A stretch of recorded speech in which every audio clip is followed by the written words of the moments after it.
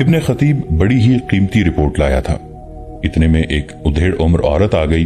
وہ سر سے پاؤں تک سیاہ برقع نما کپڑے میں مستور تھی۔ اندر آ کر اس نے چہرہ بے نقاب کیا۔ اسے دیکھ کر سب ہنس پڑے۔ وہ الملک الصالح کی خادمہ تھی۔ یہ اس کی خوابگاہ کی دیکھ بھال کرتی اور اس کی درپردہ زندگی کی رازدان تھی۔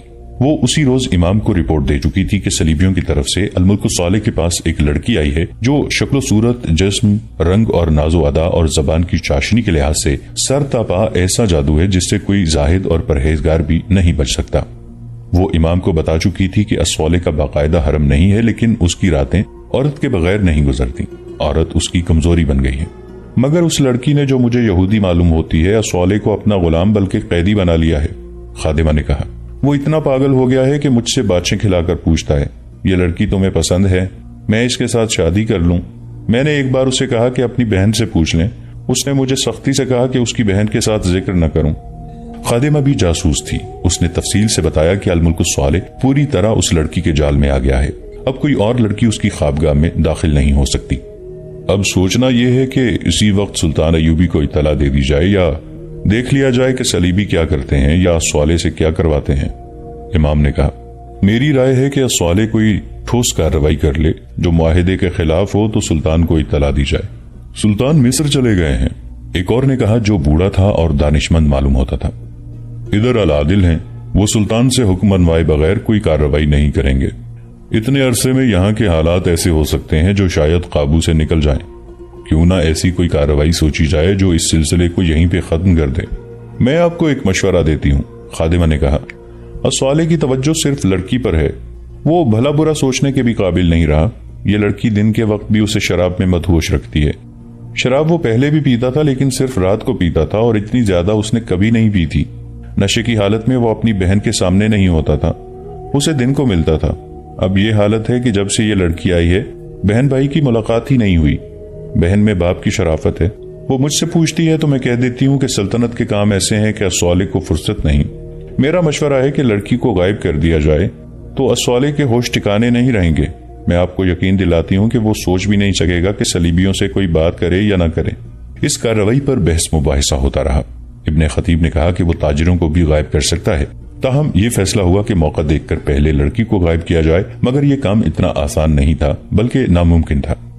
تاہم انہوں نے اسی کارروائی کا فیصلہ کر لیا۔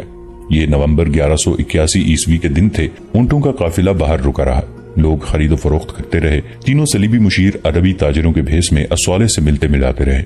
وہ اپنی شرائط خفیہ طور پر طے کر رہے تھے۔ 16-17 نومبر یعنی 7 یا 8 رجب 577 ہجری کی رات الصالح نے بہت بڑی ضیافت کا اہتمام کیا جس کی بظاہر کوئی وجہ نہیں تھی، لیکن درپردہ اس ضیافت کی تقریب یہ تھی کہ صلیبی مشیروں کے ساتھ الصالح نے خفیہ معاہدہ کر لیا تھا جس کا علم صرف 2 سالاروں کا تھا۔ رات کی ضیافت میں سینکڑوں مہمان تھے، ان میں صلیبی مشیر بھی تھے جو ابھی تک عربی تاجروں کے لباس میں تھے۔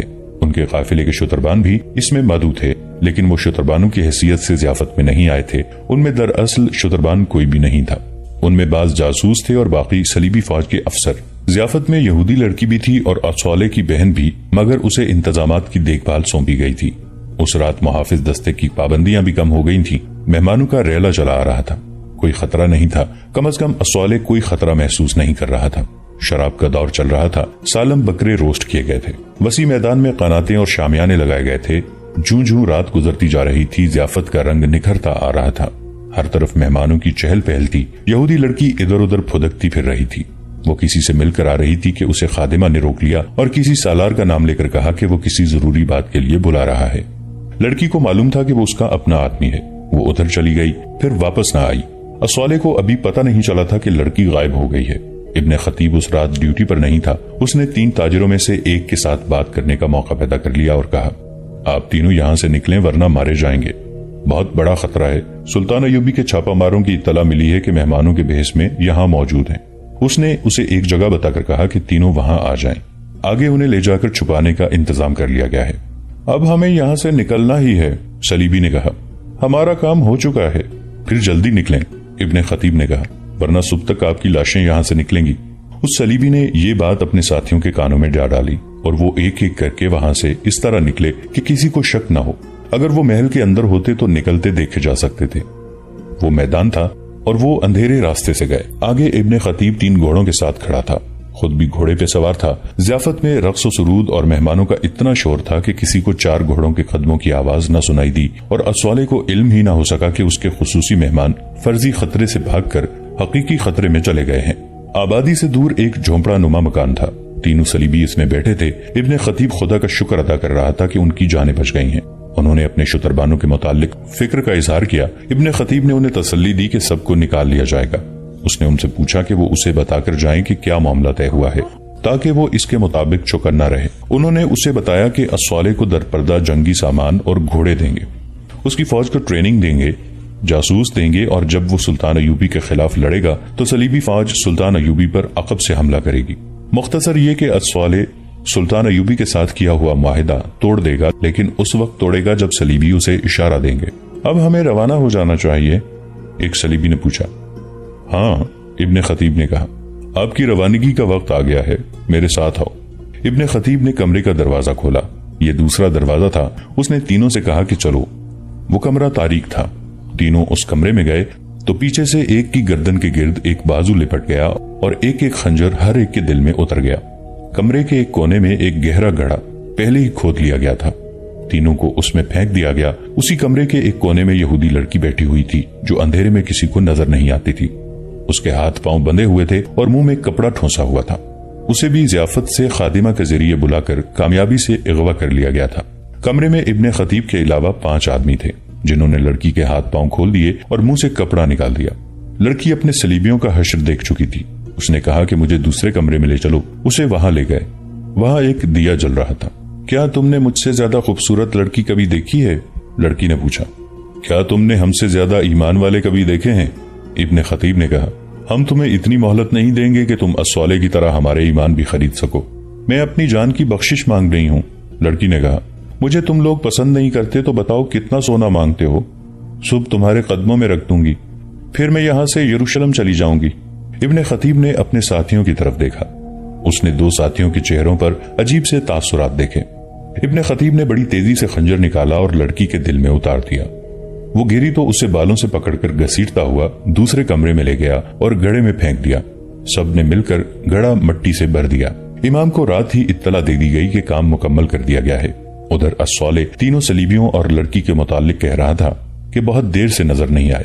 آدھی رات کے کچھ دیر بعد جب آخری مہمان بھی رخصت ہو گیا تو وہ اپنے ہمراہوں سے یہی پوچھ رہا تھا کہ وہ کہاں ہیں۔ وہ کبھی بھی نہ ملے۔ وہ لڑکی کے لیے بے قرار ہو رہا تھا۔ اس نے خادمہ کی جان کھا لی۔ باقی رات نہ خود سویا نہ اس نے اپنے ذاتی ملازموں کو سونے دیا۔ خادمہ نے امام سے کہا تھا کہ لڑکی کے بغیر وہ ہوش کھو بیٹھے گا۔ اس کی رائے صحیح ثابت ہوئی، وہ تو پاگل ہوا جا رہا تھا۔ صبح اس کی حالت پاگلوں سے بھی بدتر تھی۔ اس نے اپنے 2 ہمراز سالاروں کو اپنے سامنے کھڑا کر رکھا تھا۔ انہوں نے ابن خطیب کو بلا لیا اور پوچھا کہ اس نے ایک لڑکی اور عربی تاجروں کو باہر جاتے تو نہیں دیکھا؟ میں نے انہیں نہیں دیکھا تھا، ابن خطیب نے کہا۔ میں اپنے دستے کے ساتھ باہر مستعد کھڑا تھا۔ آدھی رات سے پہلے تینوں تاجر باہر آئے، ان کے ساتھ ایک خوبصورت لڑکی تھی اور وہ چلے گئے اور اندھیرے میں غائب ہو گئے۔ مجھے دوڑتے گھوڑوں کے قدموں کی آوازیں سنائی دی تھیں، میں نے انہیں واپس آتے نہیں دیکھا۔ وہ سالار بھی جو سلطان ایوبی کا حامی تھا آ گیا۔ اسے معلوم تھا کہ صلیبی اور لڑکی کہاں ہیں۔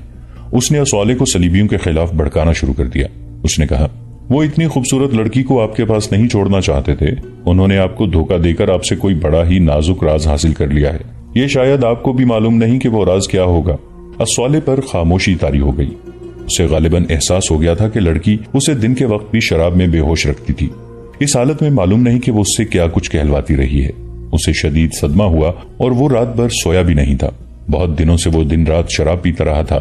اس نے غصے سے حکم دیا، وہ جو ان کے ساتھ قافلہ آیا تھا ان سب کو قید میں ڈال کر مار ڈالو، ان کے اونٹوں اور سامان کو سرکاری ملکیت میں لے لو۔ اسی شام اسوالے کو پیٹ میں درد کی ٹیس اٹھی۔ طبیب نے دوائی دی لیکن مرض بڑھتا گیا۔ رات کو درد پیٹ سے ناف تک پھیل گیا۔ 9 رجب 577 ہجری یعنی اگلے روز اس کی حالت طبیبوں کے بس سے باہر ہو گئی۔ طبیب ہر لمحہ اس کے پاس موجود رہنے لگے مگر افاقہ ہونے کی بجائے درد بڑھتا گیا۔ رات بھی ایسے ہی گزری۔ دوسرے دن اس پر غشی طاری ہونے لگی۔ طبیبوں نے اسے تو نہ بتایا، سالاروں وغیرہ کو بتا دیا کہ اسوالے کا جانبر ہونا مشکل ہے۔ جامع مسجد کے امام کو بلایا گیا۔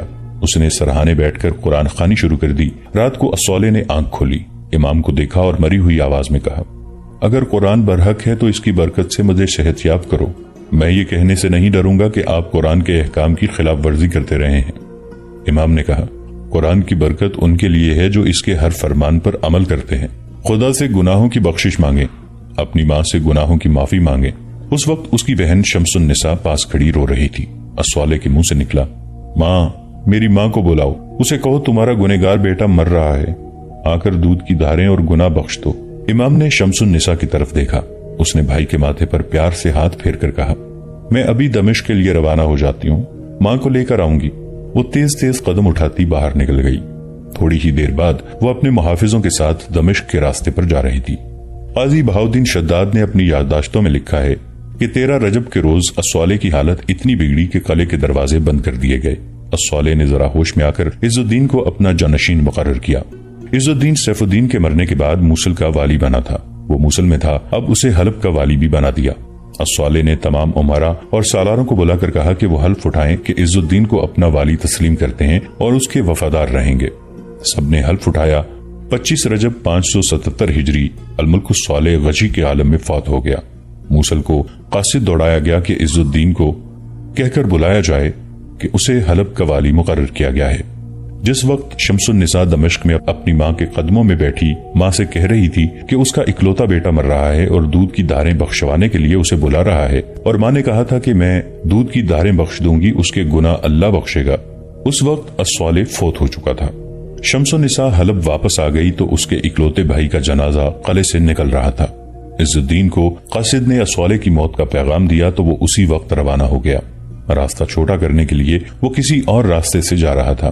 راستے میں اس کا گزر سلطان ایوبی کے بھائی العادل کی فوج کی خیمہ گاہ سے ہوا۔ وہ العادل سے ملنے رک گیا۔ العادل کو معلوم نہیں تھا کہ الصالح مر گیا ہے۔ عز الدین نے اسے یہ خبر سنائی اور یہ بھی کہ اسے حلب کا والی مقرر کیا گیا ہے۔ العادل نے کہا، تم آئندہ خانہ جنگی کو روک سکتے ہو اور حلب کو دمشق سے ملا سکتے ہو، غدار مر گیا ہے، تم تو ایمان فروش نہیں۔ عز الدین گہری سوچ میں کھو گیا۔ کچھ وقت بعد اس نے العادل سے کہا، ہاں، میں حلب اور دمشق کو ایسے رشتے میں جڑ سکتا ہوں جو کبھی نہیں ٹوٹے گا، لیکن اسے مضبوط بنانے کے لیے تم ایک کام بلکہ میری ایک خواہش پوری کر سکتے ہو۔ میں نور الدین زنگی مرحوم کی بیوہ سے شادی کرنا چاہتا ہوں، اگر وہ عظیم عورت مان جائے تو میں آج شام دمشق چلا جاؤں گا۔ العادل نے کہا، مجھے امید ہے وہ مان جائے گی۔ العادل دمشق گیا۔ رضی خاتون کو یہ خبر سنائی کہ اس کا بیٹا مر گیا ہے۔ اللہ اس کے گناہ معاف کرے، ماں نے کہا۔ کچھ دیر بعد العادل نے کہا کہ الصالح عز الدین کو اپنا جانشین مقرر کر گیا ہے اور عز الدین نے اس کے ساتھ شادی کی خواہش ظاہر کی ہے۔ رضی خاتون نے انکار کر دیا، یہ شادی آپ کی اور عز الدین کی نہیں ہوگی۔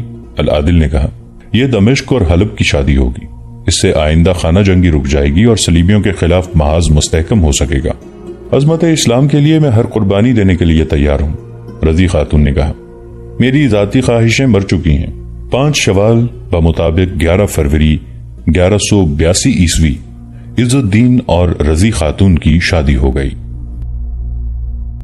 سانپ 1.5 بالشت لمبا ہوگا مگر اس نے اسحاق کے اتنے قوی ہیکل گھوڑے کو اوندا کر دیا۔ منزل ابھی بہت دور تھی، صحرائے سینا ابھی آدھا باقی تھا۔ اسحاق دادیش کی ترکی کا رہنے والا تھا۔